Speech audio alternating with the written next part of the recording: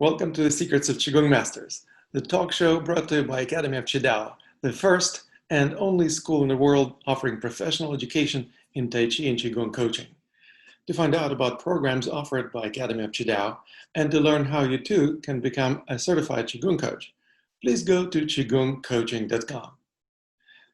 Today, I'm delighted to be interviewed on my own show by my fellow co-host, Cirke. Welcome, Cirke, to our show. Thank you, Lama, so much. It's such a pleasure to be here with you today. And I'm ready with a bunch of questions for you. And I just wanted to let people know that it's such a pleasure also being one of your apprentices. And I am happy to have you as my guide in the Qigong world. So I'm very, very happy to be here today to ask you some very good questions about how to thrive in this time that we're in right now. Because 2020 has been a year, huh? It's been a different year than we thought it would be. And it's still going. It is still going. Yeah. 3/4 of the way through it. And it already feels like a crazy ride. It does. What can we do to survive and maybe even thrive during this time of challenges? Yeah, tell us a little bit about that. How can we survive or thrive better? Well, first of all, we have to understand the difference between surviving and thriving. When we survive, obviously, it's just simply we try not to perish. We try not to die. We try not to get killed or get sick and expire. Basically, what we're trying to do is to stay alive. Thriving, on the other hand, it goes well beyond that. It goes beyond just merely trying to stay alive. You actually are working on improving the quality of life.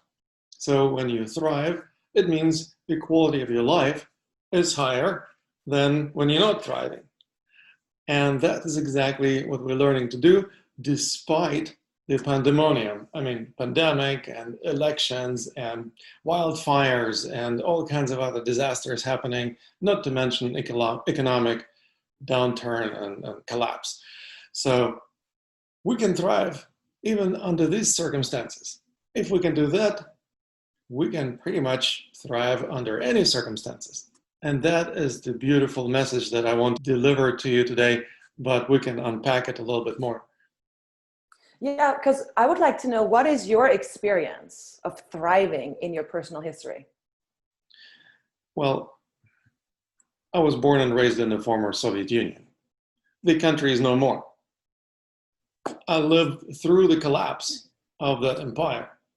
I lived through this turmoil of coups d'etats, overthrowing of the government, various revolutions, and all kinds of other crap happening in the country.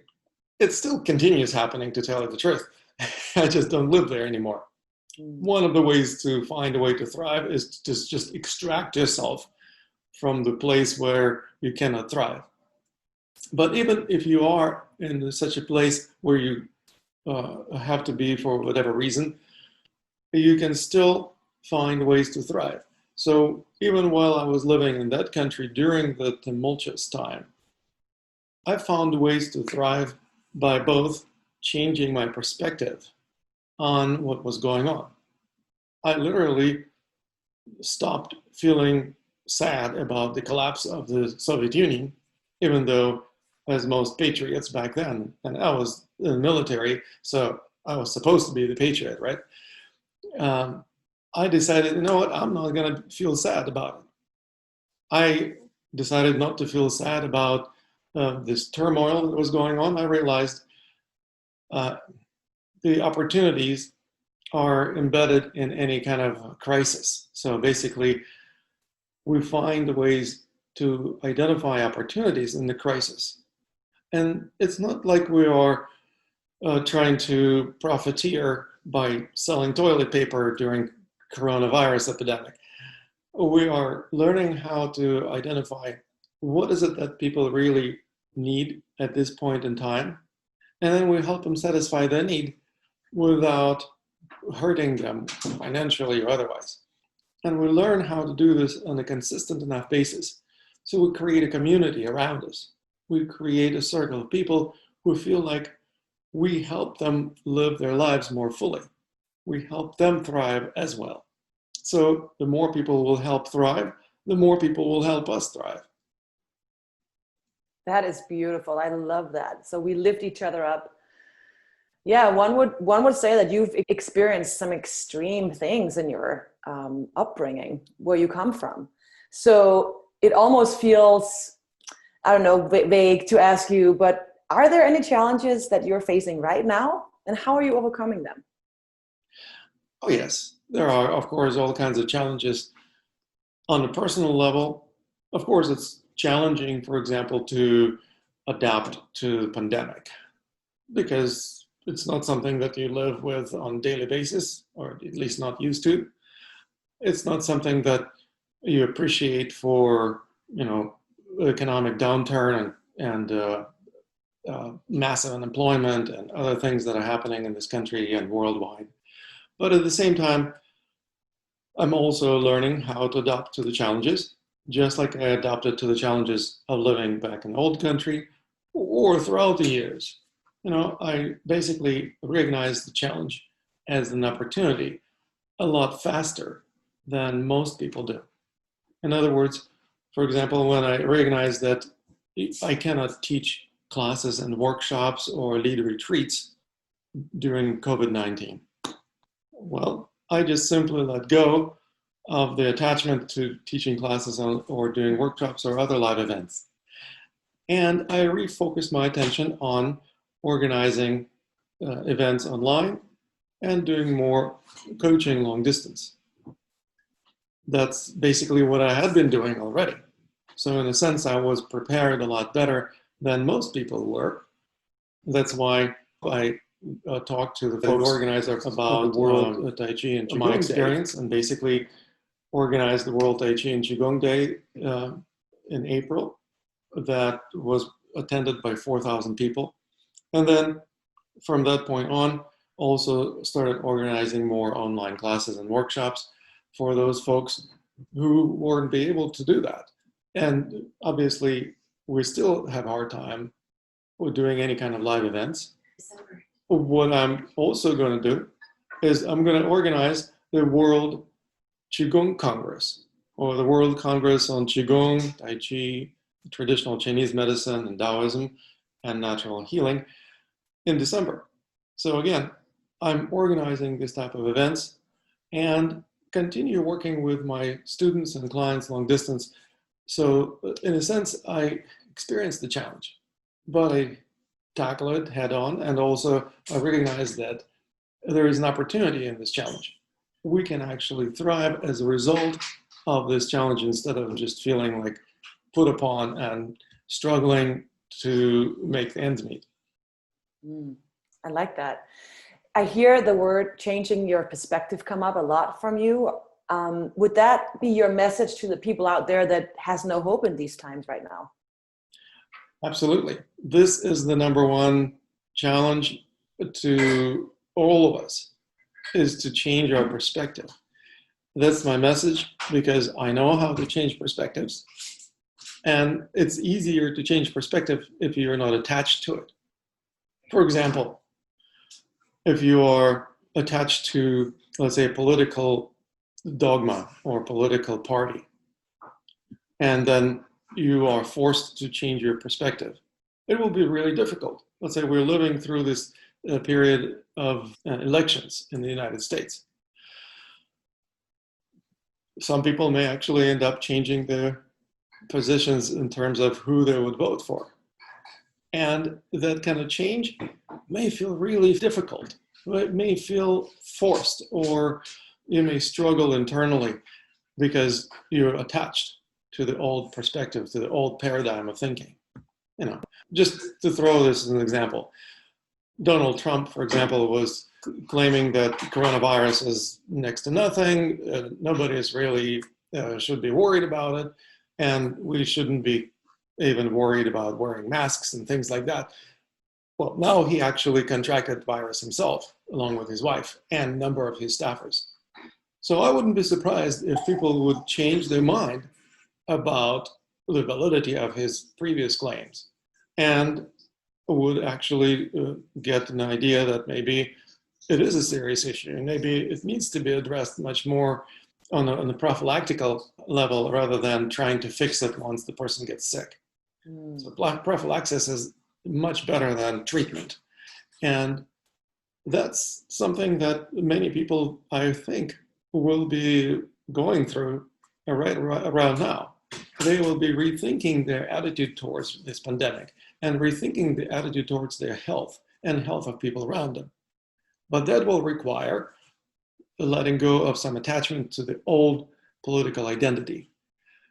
I don't even want to say that they will quit being Republicans. No, I'm not saying that people will just have to abandon Republican Party right away.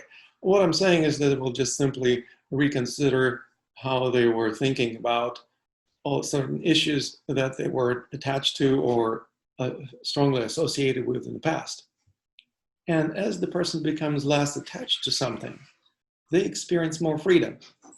And when you experience more freedom, by and large, you experience greater happiness. So in a sense, I'm just sharing the formula for greater happiness. How about that? I love that. I don't think anyone can say, I don't want more happiness in my life, right? We all want that.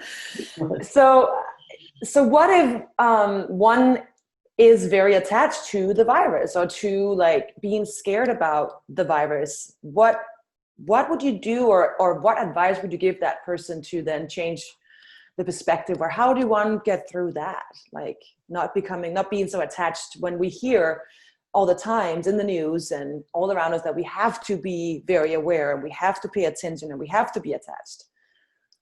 Well, so paying attention is not the same as being attached to the object that you're paying attention to. Basically, that's the challenging but exciting opportunity to learn more about our own consciousness, how our minds work. Because paying attention to something requires some degree of acceptance. If you don't accept something, you can't really pay attention to that. You will be either judging it, struggling against it, trying to run away from it, or pretending it's not happening.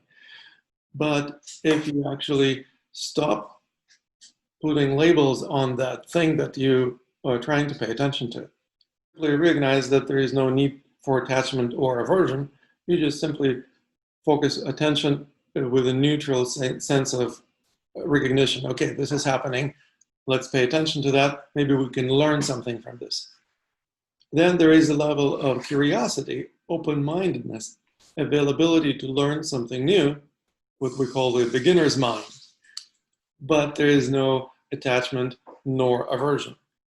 And that is a beautiful thing, because attachment and aversions are a surefire way to cause suffering. If we don't want to cause ourselves and other people suffering, we need to learn how to stop being so attached or have such a strong aversion to something, and learn how to practice what we would call equanimity, or being more neutral in our response to things. Wow. I wonder how one would learn that. Well, there is actually a really easy and effective way to learn that. Believe it or not, we use our physical body and our energy awareness to learn how to experience what we call centering. Centering is when you bring attention to your center. You literally become more centered when you focus your attention on the center of your being, on your energy center. Where is it located? Well, some people would say it's in the stomach, like in the lower dantian, for example, right around here. But it's not really in the stomach in the front of the body. It's actually much closer to the back of the body, basically right along the spine. And so what we do is we do a simple centering exercise. We just pivot, completely relaxed, arms flapping around. Yeah, usually I do the standing. Yeah. I would stand, but my camera is in the way. Yeah. And the centering exercise gives you the ability to pay attention to your center around which you're pivoting. If you're pivoting around the center of mass, then it means that the center of your mass and the center of rotation are in alignment. which is exactly what gives you the sense of stability. Mm. If your center of mass is not in alignment with the center of your rotation, you will spin off or off balance, just like a spinning top. If the center of mass of a spinning top is not in alignment with the center of its rotation, it will spin off balance very quickly. Well, that's exactly what we pay attention to. Is the center of rotation located closer to the spine so that it's right where the center of mass is? Because densest parts of the body, the bone structure, such as backbone, as name implies, is towards the back. The shoulder blades, most of the rib cage, most of the pelvic girdle are all towards the back. So unless you're pregnant or just have big beer belly, your center of mass is closer to the back than the front of your body. And that's why we learn how to pivot around the spine. And as we do that, we keep focusing attention on the center. And where attention goes, energy flows. So you become more centered. And then we actually do testing. We invite somebody else to come over and push us. During the time of social distancing, maybe they will have to use a 6-foot-long stick to push it across the Yeah. Either way, or maybe wear a hazmat suit. But the idea is really simple. When the person is pushing you, we learn how to perceive it as an energy projection. And we learn to recognize this energy projection doesn't have to be taken personally. When somebody is pushing you, instead of reacting to it, we learn how to respond. We learn how to simply feel, where does this energy flow? And statistically speaking, it's very unlikely it will flow straight towards the center of the body. There's much greater probability that it's going to flow either to the right or to the left of the center. Well, that's what we pay attention to. If the energy is flowing to the left, we'll turn to the left, following that flow. If the flow is going more to the right, well, that's the direction we're gonna turn. And we literally don't get pushed over. We just simply swivel or rotate in one direction or another. It's still maintaining our position where we chose to stand, still maintaining stability and balance and a sense of centeredness. As a matter of fact, if you feel it a few times, you'll know what it's like to really be centered. It's like it's you impossible to push over. Some people say, well, what if this push comes right at the center? If somebody really found a way to distribute absolute equal amount of pressure on the right and the left side of your body. I say, well, then exercise freedom of choice. Which direction you want to turn, to the right or to the left? Yeah. Wow. You still don't have to get pushed over. Just turn whichever direction you choose to. But the idea is to basically learn how to be responsive instead of being reactive. If we learn how to deal with the physical projection of energy, like a push, then we actually embody this principle of being centered. We literally learn how to walk the talk. Once we become the walking manifestation of that sense of centeredness, then wherever you go, there you are. No matter what circumstances in life you experience, you know how to be responsive rather than being reactive. You know how to assess the situation very quickly, think on your feet, exercise the freedom of choice, and not get pushed over, not get thrown off balance so easily. And it doesn't have to be physical push. It can be emotional, it can be energetic, it can be a financial hit, it can be any projection of energy or other issue that can still be perceived as an energy event. Somebody is criticizing you, it's an energy event. It's an energy dagger that somebody's throwing at you. Let's not react to it, let's respond to it. Dagger is coming, you let it fly by. Don't stand in the harm's way as a dummy. Turn, pivot, get out of harm's way. And that basically creates the dynamic where you learn how to deal with any type of challenges much more gracefully, much more relaxed. You literally learn how to relax under pressure, which is freaking amazing because It means you don't stress out. If you relax under pressure, it means you can handle pretty much anything. Does it make sense? That makes so much sense. So that almost sounds like the most important thing to help people with in these times would be to become more centered, would you say? Or Absolutely. We can yeah, start with that. start with There that. are more advanced methods and techniques, but this is a great starting point. Mm, yeah. There are lots of more advanced ways that we can handle all kinds of maneuvers of consciousness, if you will, that transform challenges into opportunities. We study them in Qidao. We learn how to develop these qualities of awareness that most people never develop in their lives. And that allows us to thrive instead of merely surviving under these circumstances. I love that. And I'm sure that many people that listen to this interview would love to hear more and know more about this. So how can they find you, Lama? How can they study with you and learn to become centered and to thrive in their lives? Well, absolutely. We have a number of wonderful programs and opportunities to study. But right now, we have a great program that we're offering to the general public and especially to Qigong practitioners. So if you as a Qigong practitioner already have some experience in energy arts, or you might have practiced Tai Chi or some other martial arts, or maybe yoga or some type of meditation, or other wellness discipline to that matter, you will find it an amazing program called Qigong Coach Certification Program that will actually teach you how to become a professional in this relatively new profession of Qigong coaching.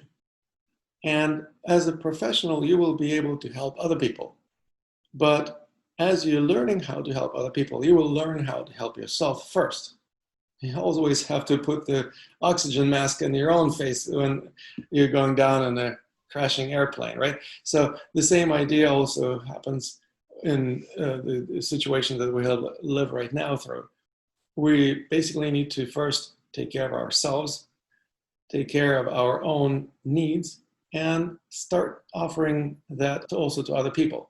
And that's exactly what we introduce in our program. Qigong Coach Certification Program is one of the most sophisticated coaching programs I have ever come across. And to find out about it, just go to qigongcoaching.com. It's spelled Qigong, coaching. Hope you know how to spell that. And when you find out about this program, you will also be offered a gift. So don't hesitate to pick up a gift on that page. It's a free access to Qigong Fundamentals online course. Normally, we charge $300 for it, $297 to be precise. I'm offering as a gift to those people who visit this webpage, express interest in Qigong coaching, and enjoy learning Qigong fundamentals. One thing that we'll discover through this Qigong Fundamentals course is that I don't teach forms. I'm not going to be sharing any forms that you will have to memorize and repeat in and day out. Instead, we'll be focusing on the principles. And that is what makes our practice much more intelligent, because it's really understanding what are the principles behind those forms. What are the principles that underlie all these Qigong practices that we would like to benefit from. Once we know the principles, then we can proceed a lot more intelligently forward and learn more advanced techniques and applications. That sounds amazing. And I can say for one that this has changed my life. Going through training with you has changed my life completely to the better. And I feel like I am a more centered person. There's always more work to do, right? But I feel like this has definitely trained me to overcome challenges in a way that I've never done before in my life. I've never known how to. So just a little recommendation from me, like go check it out. Go check out that program with Lama Tantrapa, because it changes lives, and it can't be said in other ways than that. So yeah, thank you so much, Lama, for sharing your profound wisdom with us. And I just love your teachings, your trainings, your words. And I hope that many more people will follow you in the future. Thank you so much, Cirke. I appreciate your time, your thoughtful questions, and your wonderful testimonial.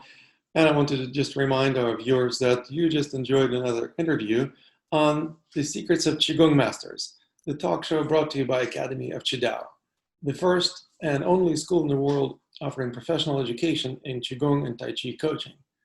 And you're welcome to learn more about Qigong coaching programs at qigongcoaching.com.